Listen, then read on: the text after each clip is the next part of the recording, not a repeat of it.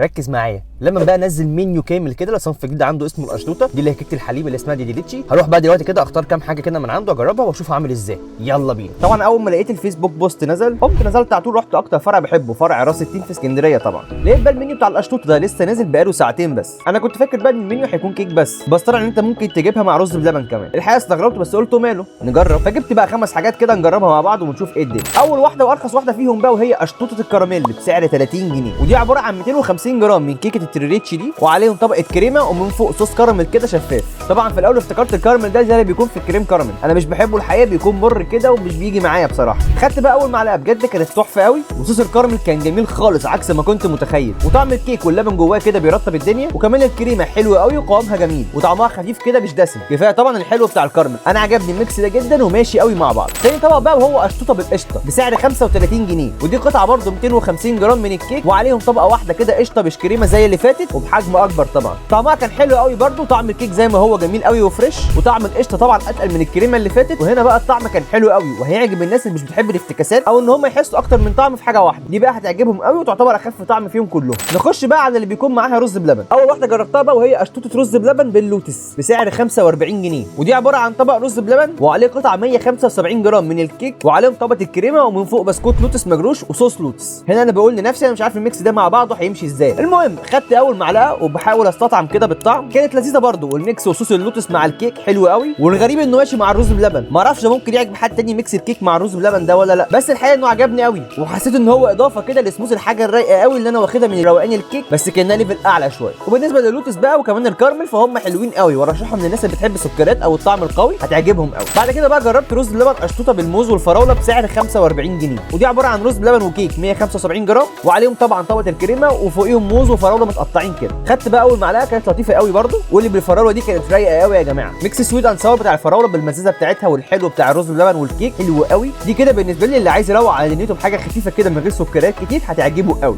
اخر حاجه بقى وهي رز بلبن قشطوطه بالمانجا، ايوه مانجا فنيه مش عارف ازاي وربنا يستر، ودي نفس الكلام زي اللي فاتت بالظبط وعليها قطع مانجا كده بس كانت مش كتيره قوي. اخدت بقى اول معلقه كانت حلوه قوي وميكس جامد جدا مع بعضه، وتحس كده ان عصير المانجا نزل والكيكه شربته مع اللبن فمديك احساس عالي قوي مع طبعا الرز بلبن، فكميه اطعم كتيره قوي في بقك، بس انا كنت حاسس ان هي لذيذه وحلوه قوي برضه. وكمان قطع المانجا لوحديها كده كانت حلوه مش مززه ولا طعمها وحش، كانها فريش مش عارف ازاي بصراحه. اجمالا كده تقريبا مفيش حاجه كانت وحشه خالص في الحلقه دي، ومفيش طعم مثلا اقدر اقول لك عليه انه وحش او ان التاني احلى منه، كله حسب ذوقك او مودك في الوقت اللي انت بتاكل فيه. بس انا بالنسبه لي احسن اتنين كانت الكراميل لو انا عايز حاجه محليه، والمانجا لو عايز حاجه في الخفيف الرايق. وبس كده اشوفكم بخير الفيديو الجاي، سلام.